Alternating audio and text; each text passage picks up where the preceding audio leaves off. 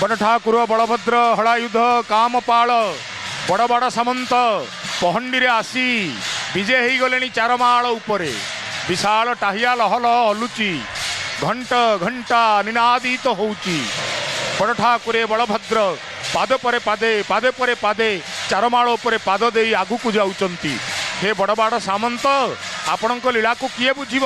जेतबेले धेनुकासुर को कृष्ण गले हत्या करिबा पई कृष्ण गले निधन करिबा पई आपण पाखक आसिले आपण को पचारिले अग्रज ये धेनुकासुर सहित लड़िया पई मोर सामर्थ्य अछि तो आपण कहिले अरे तोर अछि अवश्य अछि तोठू सतगुण मोर अछि। भगवान कृष्ण पचारले कहले हयो बड़ भाई बलभद्र बड़ ठाकुरे आपणकर जदि सते एक सामर्थ्य अच्छी ये धेनुकासुर को निधन करने